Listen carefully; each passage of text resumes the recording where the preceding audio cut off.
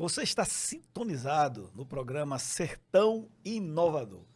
Uma iniciativa que a cada dia me estimula a continuar desenvolvendo, puxando assuntos, conectando pessoas, trazendo conteúdos para que a gente busque constantemente uma coisa chamada melhoria.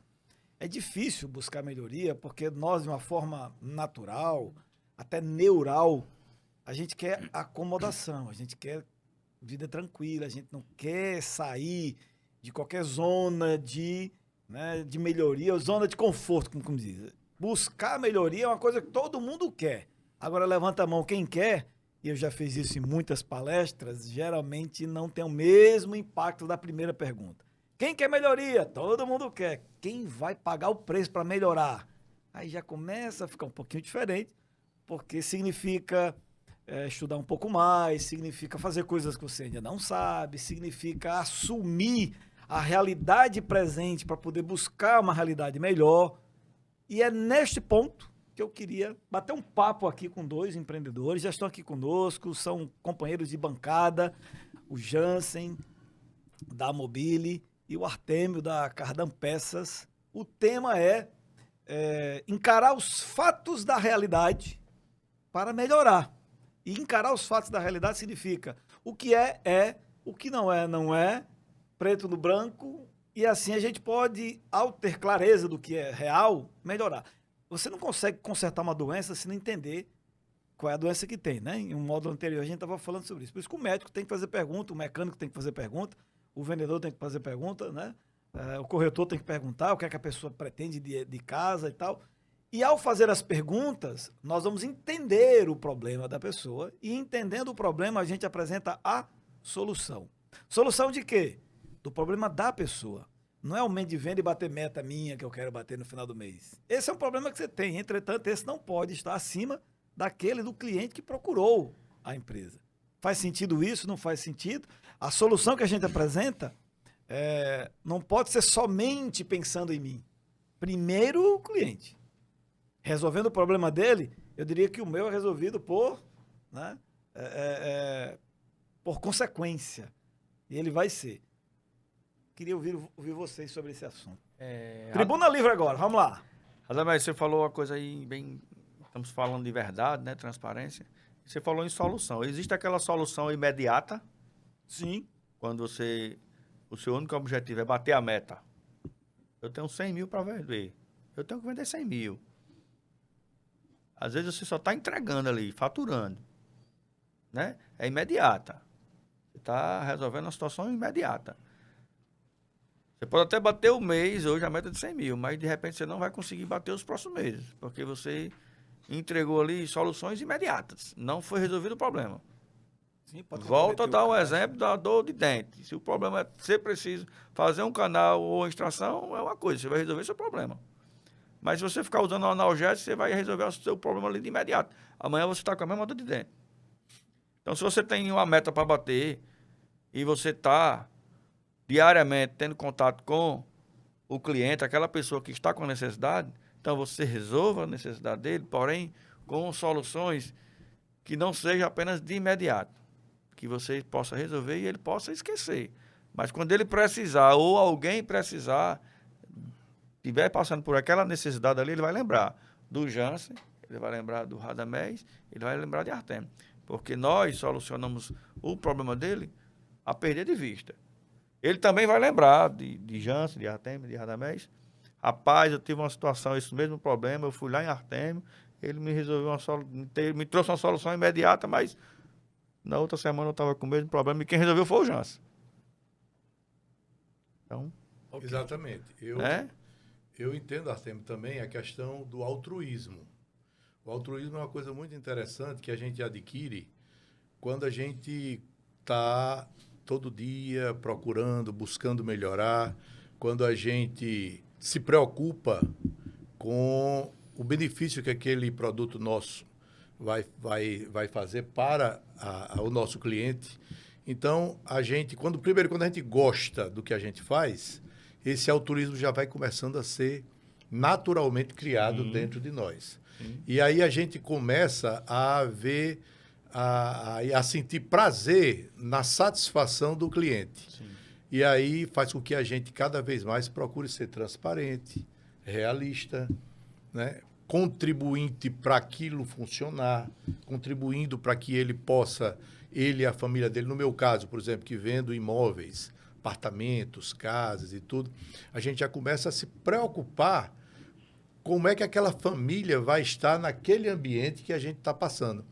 Graças a Deus, no início eu não pensava muito nisso, porque eu entrei nesse negócio imobiliário mais assim por uma conveniência. Sim. Mas depois eu comecei a me apaixonar de tal forma que eu comecei a me preocupar com vidas, com pessoas. Eu quero ganhar meu dinheiro, sim, é necessário. O empresário vive disso, tem que estar todo dia pensando, né, em desenvolver Sim. uma coisa boa. E aí eu comecei a criar esse prazer de ver nos meus clientes aquela alegria de ter adquirido sua casa própria, de entrar com sua família lá dentro e dizer, bater no peito e dizer, puxa vida, eu estou na minha casa, meu filho está aqui, minha esposa está aqui. Aí a gente começa. Então, o altruísmo é muito importante para que a gente possa dar continuidade, ter prazer no trabalho e ter uma vida longa de prazer trabalhando, indo para o escritório trabalhar, sabendo que está indo para um canto certo, tem um propósito, tem uma realização. Sim. Eu vejo muito dessa forma. Esse é um assunto, de uma forma geral falando, né, ele é espinhoso. Poucas pessoas têm condições de falar desse assunto porque vão se machucar. Né? Vai se machucar porque vai se ferir. Quando você, nesse tema, né, de falar a verdade, de procurar sempre a verdade. Porque se você for verdadeiro, em algum momento vai perder. Até a venda, às vezes. Ou talvez não vai ganhar o lucro, pelo menos. Até vendeu, mas não teve lucro. Porque você teve que consertar. Eu estava dando um exemplo aqui, no caso de uma oficina, que eu acho que ele não teve lucro com o serviço que a empresa fez para mim, a última vez que fez no meu carro, em função de ter sido 3 serviços, o mesmo serviço. E ali são horas, né? São trabalhar, ele teve que contratar um outro profissional. Eu queria fazer essa pergunta para vocês. Vocês já passaram por isso, de ter perdido, ou às vezes a venda, quer dizer, você perde, você foi verdadeiro, quer dizer, então eu não quero. Mas eu prefiro ser verdadeiro e perder a venda, mas eu manter a minha ética, os valores, ou até fiz, mas não ganhei, porque para eu ganhar eu teria que ter usado aqui usar uma linguagem que o pessoal chama muito aqui, uma maruazinha, né? Dado uma enrolada que as pessoas fazem isso, assim, não sei vocês são mais, principalmente vocês têm mais idade que eu. O Artemio, eu não sei, essa carinha de menineira, eu não sei se já passou de mim. Mas ele tem uma experiência grande. Experiência grande. E eu, de vez em quando, por conta de eu não me sentir bem de usar a mesma moeda que usam comigo, eu não me sinto bem. Quer dizer, você chega às vezes numa pizzaria e o cara vai usar de uma malandragem com você. Você vai... Mas eu contratei uma pessoa para fazer um serviço lá em casa. Eu liguei, ele disse, pode deixar comigo. E aí foi uma enrolação total, maior propaganda e não entregou, e a minha esposa ficou indignada porque né, a tal da venda enganosa, né, propaganda enganosa, disse uma coisa, e aí você ficou olhando assim, eu já passei isso com pedreiro, enfim, acho que prestação de serviço é uma coisa que expõe muito isso, às vezes a compra do produto você não vê muita bronca, mas prestação de serviço fica meio imediato, pisou na bola, errou. E aí o pior é que produto, quando está errado, você troca o produto e o cara que produziu está fora da situação.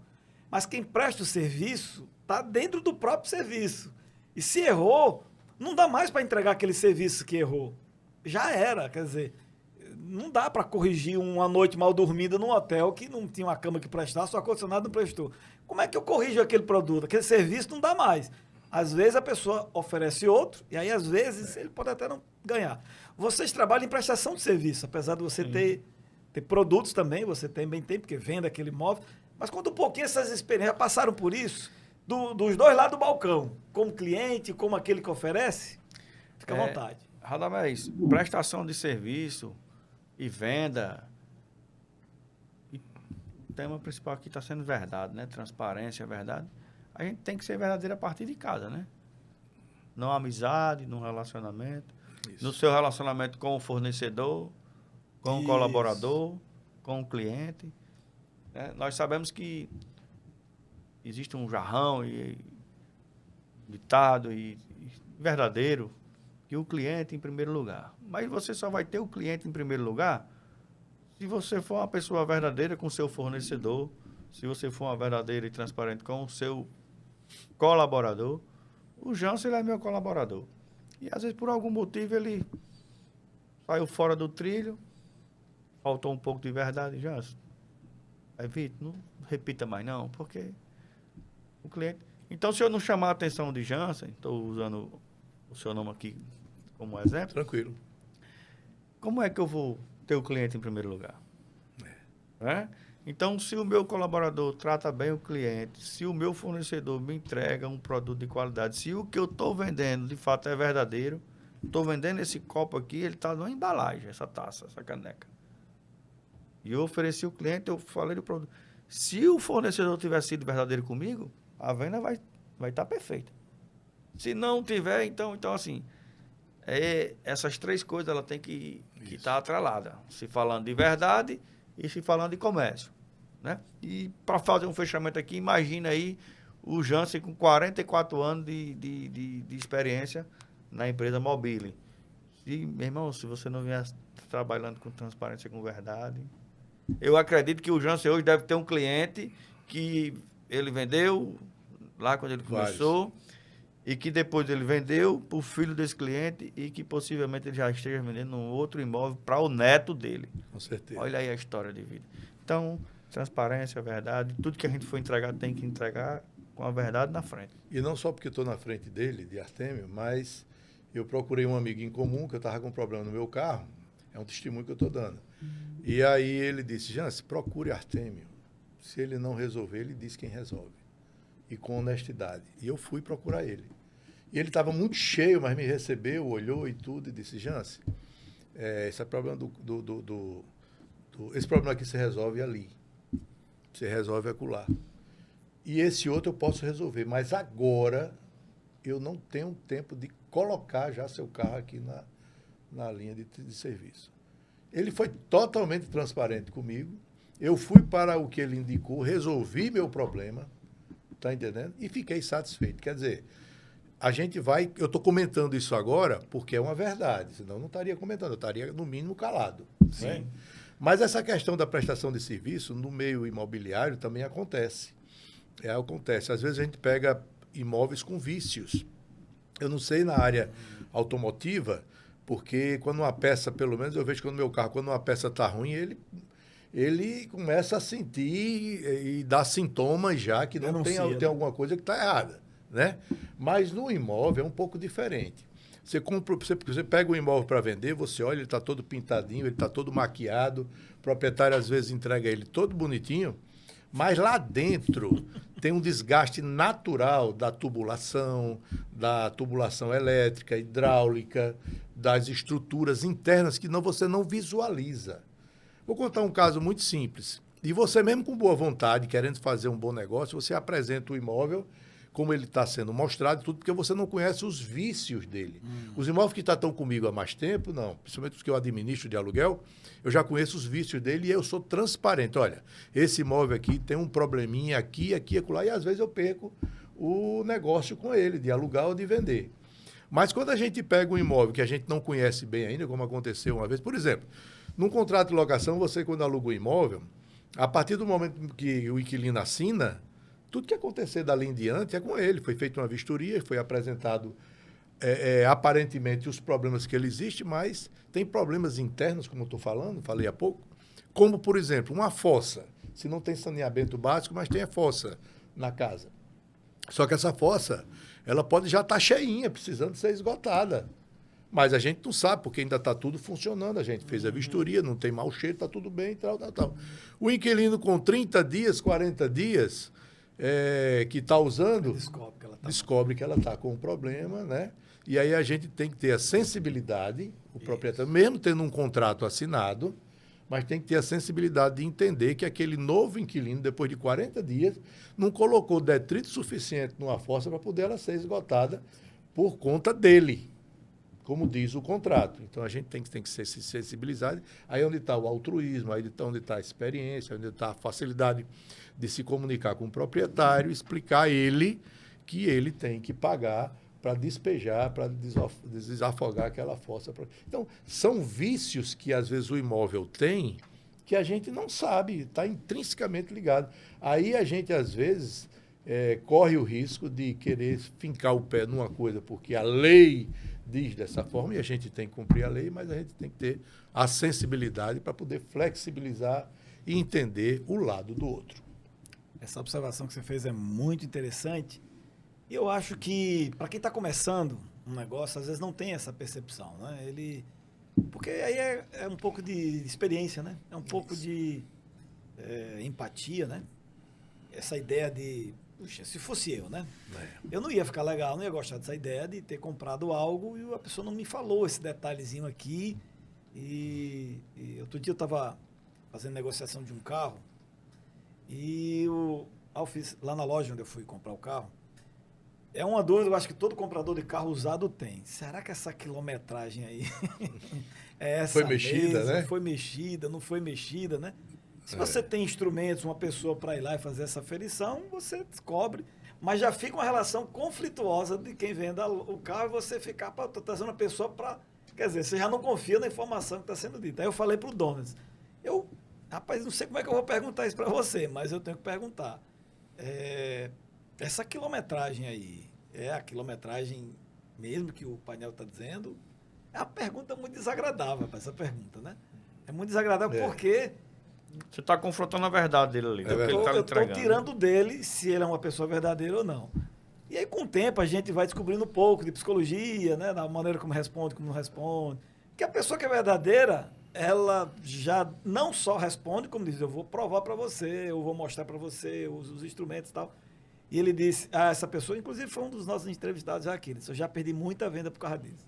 Porque eu sei que o carro rapaz, tá bem direitinho, só que ele tá com a quilometragem, só que a pessoa sempre fez as revisões, sempre cuidou do carro, então o carro tá bem direitinho, não tem aquele, trocou peça, mas a quilometragem, que acaba sendo tipo uma objeção de venda, né, para alguns vendedores que não sabem usar um argumento de venda, quando chega nesse, sim, mas esse carro está com 150 mil quilômetros. Pai, como é que vai ser isso? Não sei o quê. Só que o carro está, meu amigo, para aquele que está comprando, né, para o uso que ele vai fazer, tranquilo. Ele disse, isso para mim, no início, eu faria, ele disse, segundo ele, né, eu fazia como a maioria dos que fazem aqui da cidade. A maioria desses carros que você compra, a quilometragem não é verdadeira. E aí fica meio assim, né? Eu disse, mas... eu decidi, eu não vou mexer nessa quilometragem. Eu paguei um preço muito alto por causa disso, porque quando eu comprava um carro, porque às vezes você está na negociação, aí você vai receber um carro, né, na negociação. E o carro já está com a quilometragem, ele estou comprando um problema, comercialmente falando, né? Mas eu preciso resolver um outro problema, é que se eu não receber esse carro, eu não recebo eu não recebo do dinheiro da negociação. Então vou adquirir e vou me segurar aqui e vou explicar. Eu falo isso porque quando, na época, eu comprei um carro, eu vendi o meu para ele. O meu estava com quilometragem bem... eu não entro nessa vibe que o pessoal tem que trocar carro eu não sou consumista, então não sofro com isso. Mas quem vai comprar o carro de mim vai comprar um carro bem... bem rodado. bem rodado, né? E aí eu disse, meu carro está com essa quilometragem aí, tal, você recebo, tal. Aí eu conheço ele, eu disse, mas tu vai segurar essa quilometragem para vender? E eu me lembro que ele segurou o carro um bom tempo. Eu passava na loja e via, né? Eu disse, ainda não vendeu. Eles, é o preço que eu pago de manter a minha palavra, porque quem compra aqui, já são mais de 100 e poucos clientes já passam, todos eles sabem. Aí ele falou para mim, o que é que eu tenho de benefício? Essa galera compra o segundo carro comigo, o terceiro carro comigo, o quarto carro comigo.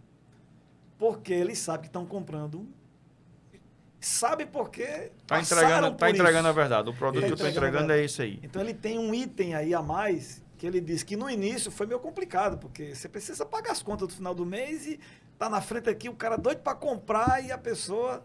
Então muitas pessoas se vendem nessa hora para poder ter a facilidade de resolver as coisas.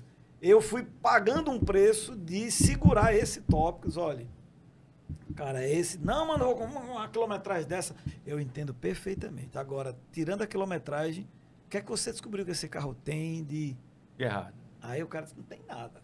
Aí começou a usar esse argumento de verdade. Mas ele falou, o preço foi alto. O preço foi alto porque se eu podia vender, né, 10x, eu só vendia 5x, às vezes no mês, 7x, sempre perdia por conta disso. Hoje, com o tempo, no longo prazo, a verdade, ela é uma ótima ferramenta, porque aquela história, né? A primeira geração, a segunda geração. Na sua área deve ser a mesma coisa. Ninguém compra casa todo ano, né? Se ele errar uma casa mal vendida, ele perde a família, os filhos, olha, não compra, não quer ser como é. Não vá nesse daí, não.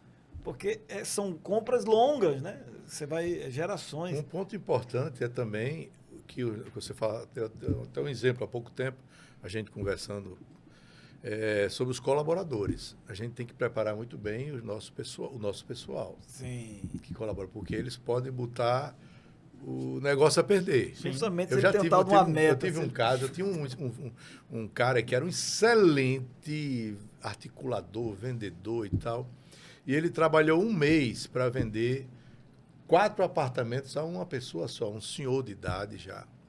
E ele conseguiu convencer o senhor, que era altamente prolixo e detalhista e tal, ele ia comprar 4 apartamentos, um para ele, e ele tinha mais 3 filhos, ia colocar mais um filho em cada apartamento para morar tudo junto.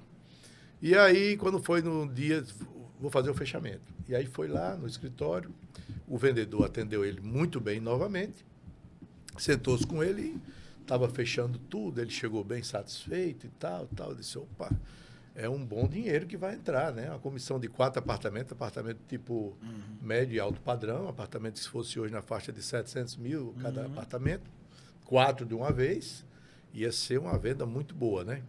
E aí esse colaborador nosso estava com ele. Depois de 20 minutos, entra na minha sala o colaborador, o meu colaborador e o senhor.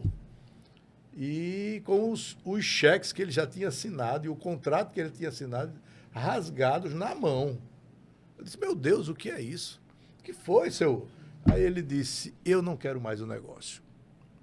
Esse cara aqui me ofendeu, disse, não, o que foi que houve, homem? Eu falei, peraí, vamos conversar. Pergunta a ele aí, Jans. Depois a gente conversa, eu não quero mais passar nem um minuto aqui, e saiu. Aí eu disse, rapaz, o que aconteceu, pelo amor de Deus? Não, ele inocentemente, ele disse, não, seu Jansen, a gente estava fechando e tal, quando ele pagou, que ele deu o cheque tudinho, a comissão minha, eu disse, seu fulano, essa comissão aqui, eu vou fazer um convite ao senhor.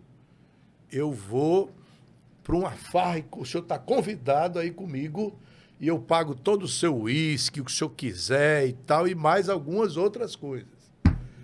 O seu fulano era um senhor altamente religioso, sério. Foi uma bobeira grande do colaborador, muito grande. Mas ele, na animação, ele um solteirão, acostumado a... No entusiasmo. No entusiasmo, passou essa proposta para ele. Só por isso, que maturidade dele, o seu fulano rasgou e disse que não fechava mais. Ele ficou super chateado com tudo que aconteceu. Depois eu fui lá e tentei, mas não consegui mais vender. Ele disse, enquanto você estiver com aquele cara trabalhando com você... Então eu digo isso assim, a gente tem que preparar muito bem os nossos colaboradores para que a gente não tenha surpresas desagradáveis. Sim. Muito bom. É isso. Resumindo, a verdade, a mentira pode até vender a venda do dia e da semana, mas não tem um cliente no longo prazo. A verdade pode até perder a venda de um dia, uma semana, mas terá um cliente no longo prazo. A despeito do que mídias, propagandas e marqueteiros usem, eu ainda acredito nesse princípio. Paga um preço para que a verdade prevaleça. Porque ela dói e é desagradável, mas só ali naquele momento. A mentira não dói, não é nada no momento, mas você vai gastar tanta energia para segurar essa desgraça, inventando mais mentira, inventando mais conversa, que a desgraça da mentira é que ela fica parindo outra mentira para poder ela continuar sendo a primeira lá. Isso. Então, é melhor, é mais inteligente falar a verdade e pronto. De vez em quando eu passo isso na instituição que eu trabalho, alguém, isso assim, rapaz, não sei não. Como assim você não sabe? Eu não sei, eu não sou obrigado a saber. Eu não sei, me ajuda, me diga. Que a pessoa acha que porque não, você tem que... Aí o cara diz, eu sei. Ah, mentira, para que dizer que sabe? Aí depois ele diz outra, pergunta é você agora, como é que eu respondo? Então, se você não sabe, diga que não sabe e pronto. Verdade. Beleza? Vamos para o intervalo, a gente volta já já.